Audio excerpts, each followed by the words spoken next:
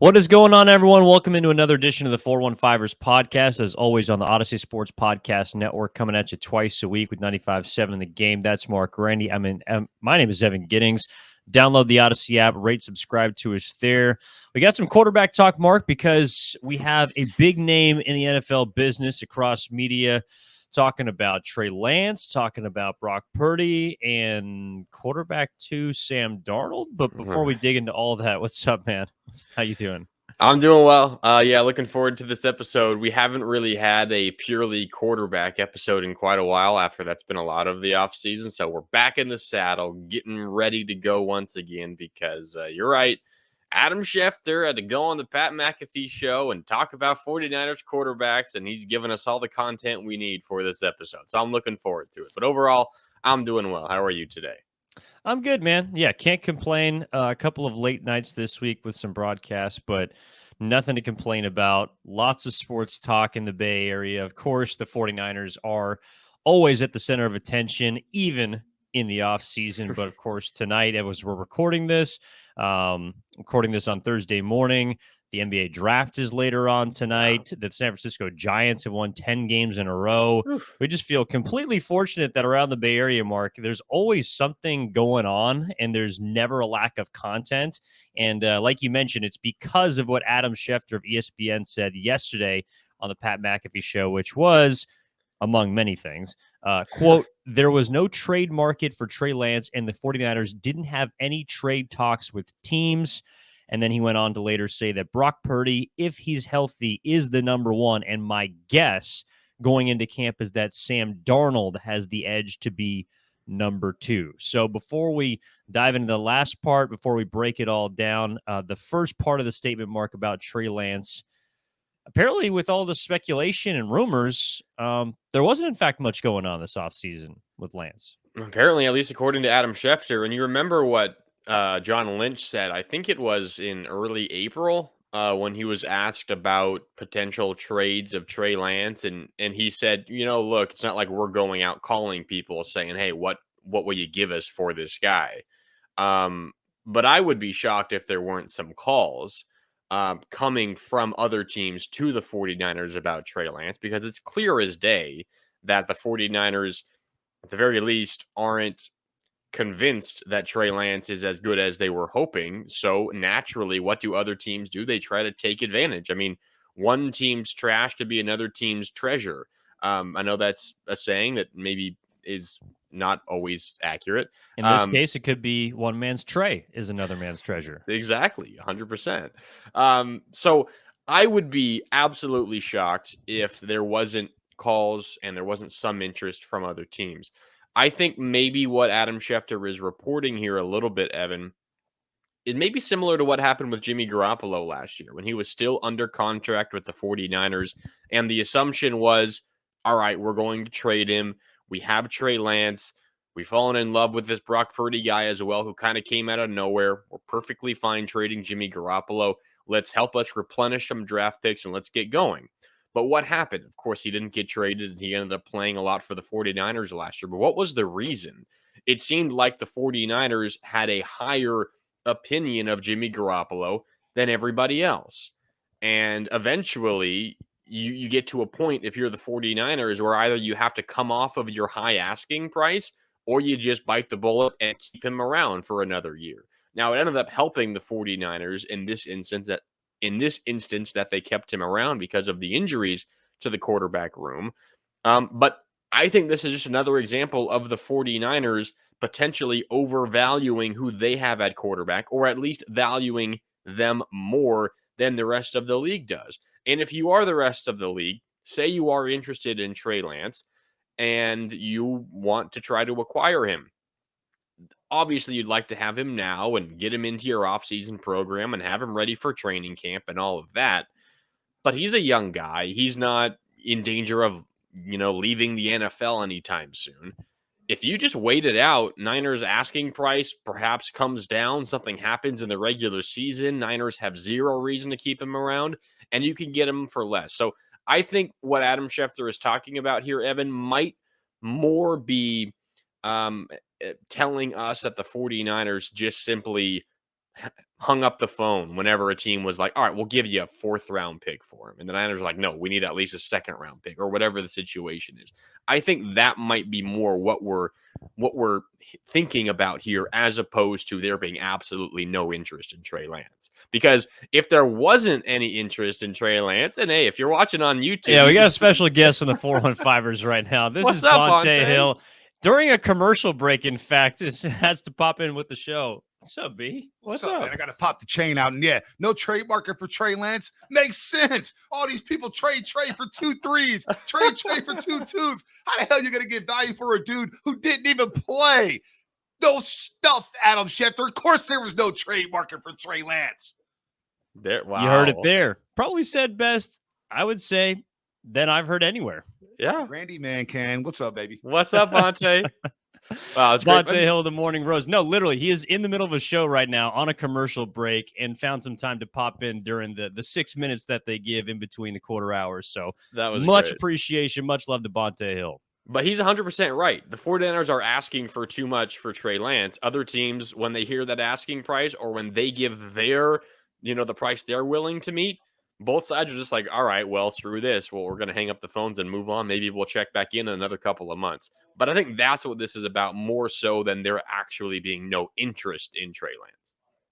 Yeah, I'm with both you guys. I think that also, nor should there have been a trade market for Trey Lance, because Trey Lance, as much as the actions of Kyle Shanahan or I would say the framing of John Lynch this offseason around Brock Purdy in the quarterback room might tell you that Trey Lance is not important, that is not the case.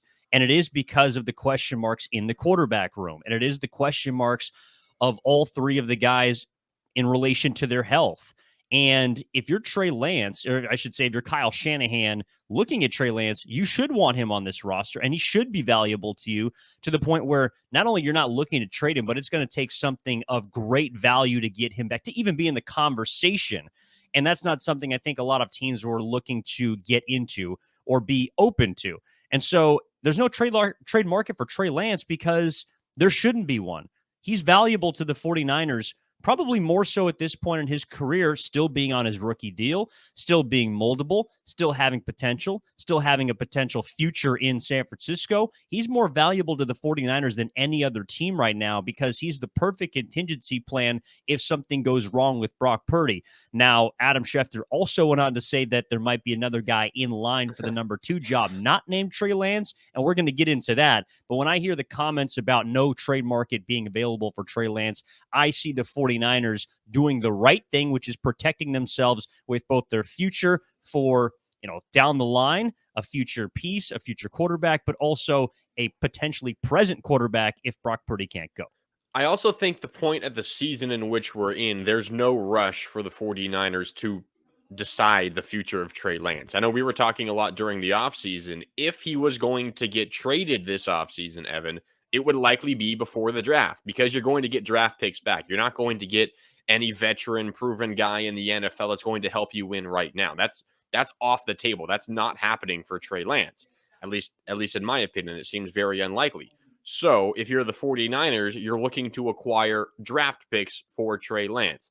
And yeah, who knows? Maybe he gets in for a game and looks terrible and it further decreases his trade value. Whatever. But he could also up his trade value if he plays well and in limited playing time or perhaps a lot of playing time, whatever the case is. But for the 49ers, Evan, there's no pressure on Trey Lance. There's no pressure on them to trade Trey Lance now or anytime soon. If they're going to move him, again, they're going to be getting draft picks back.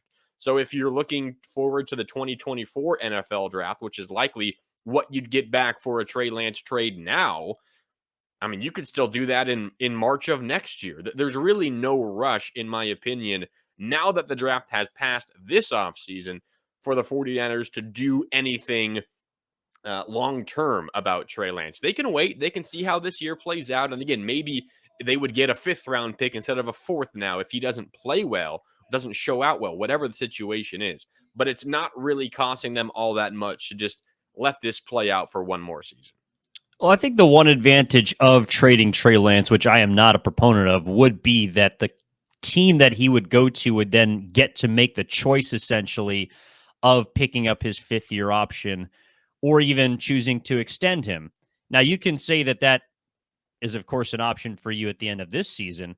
But to me, there's a little more flexibility because a team that ideally is looking to figure out what they got in him if they're acquiring him would then get, of course, a full year of either repetitions or him being in the room. There's less information for a team to base off heading into the offseason of whether or not they want to pick up that 5th year. To me, that's the only, I guess, area that I could see there being more value in. Of course, if you have more team control, you're going to be able to get more back. But I think you're right, Mark. At this point, Trey Lance he's certainly not worth what he was drafted, and he's not even worth, in my opinion, a top 3-round pick, or at least I wouldn't feel comfortable as a team trading that for him. So right now, I don't know if his value can decrease much more. I just wonder if we're going to be in the same boat next offseason where the 49ers also have that decision to make to pick up the 5th year or potentially extend them. Who knows? But they also are not really going to have, it seems like, a whole lot more information to go off of than they do right now because Brock Purdy's in line for number 1. And Trey Lance is a guy that's could catch you a 4th or a 5th. Like, I don't know I don't actually think that's whatever his value is right now is probably going to be his value at the end of this season too. If things go to plan for the 49ers, yes. I mean, if things go to plan, Brock Purdy plays every single snap this year, and you never see Trey Lance really in a 49ers uniform again. That means Brock Purdy is great. He follows up everything he did last year and is the team's quarterback of the future. Now, if things go poorly, that's where Trey Lance is needed, and it's something that you have really stuck with all off season long. I think what would be the biggest disaster for the 49ers this year is Brock Purdy gets hurt again, and it's relatively serious, misses a while. Maybe he gets hurt towards the end of the season and misses the rest of the season. And the 49ers had already moved off of Trey Lance at that point. And Sam Darnold comes in and isn't good, is the same Sam Darnold that he was with the Jets and with the Panthers. And suddenly, you are running out there a bad quarterback. He's costing your team a chance to win a Super Bowl, and you have already traded Trey Lance elsewhere. And to make it even worse, say Trey Lance is playing for whatever team you traded him for and looks good, at least better than Sam Darnold. That would be the biggest disaster. And considering what the 49ers went through this past year, I know it's unlikely to play out in the same fashion, just in the pure number of injuries that the 49ers had at the quarterback position. Probably not going to happen again, but considering how fresh that is in the 49ers minds, in the 49ers fans' minds, I just don't think it's the best thing to trade Trey Lance, because if something happens to Brock Purdy, and then if Sam Darnold struggles and you already got rid of Trey Lance, you are never, ever going to hear the end of it. So I think the 49ers are just trying to save themselves a little bit as well by holding on to Trey Lance for one more year. Well, if Trey Lance doesn't play and he ends up being with a different team and doesn't get an opportunity with the 49ers because of how good Brock Purdy is and because of the situation that they're in as contenders, they also, in my opinion, won't hear the end of it. I mean, it's a lose-lose situation, really. Yeah, well, the only way that you can kind of brush this thing under the rug or sweep it, whatever you want to talk about, like, is to win. Like, that's the only way that you can make this better. And for a lot of fans, I think Mark is going to take a Super Bowl to forgive that, at this point, mistake, that swing and miss, because Trey Lance has started 4 games. If you go down the line of quarterbacks taken in the top 5 in the new millennia, there have been some incredibly unbelievable busts, but all of those busts have at least played. Like, that's why we know that they're busts. So even the Josh Rosen's got a full season pretty much to start. Jamarcus Russell got an opportunity. I believe it was his second season to be the full-time starter. And you just keep going down the line. Like, all these guys were given opportunities. Granted, they weren't in great situations like Trey Lance was. But if Trey Lance ends his 49ers tenure with 4 starts and, we're still wondering what exactly he's going to be, which seems more likely than not at this point, that is a disaster. And the only way that you can try and make it all better, I believe, is if you win a Super Bowl. Yeah, I mean, win a Super Bowl with Brock Purdy, and then you just determine, all right, we didn't need Trey Lance, or Trey Lance somehow gets in the game, gets in and plays consistently and looks good. Now, at that point, winning a Super Bowl isn't necessarily apparent for this season. But you're right; those are the only two options. The other outcomes are terrible, because what did you lose out on by trading up for Trey Lance? You got rid of all your first round picks for the next few years. 49ers finally have a first round pick back next year. We've spent so much time this offseason talking about the roster and how they're ready to win now.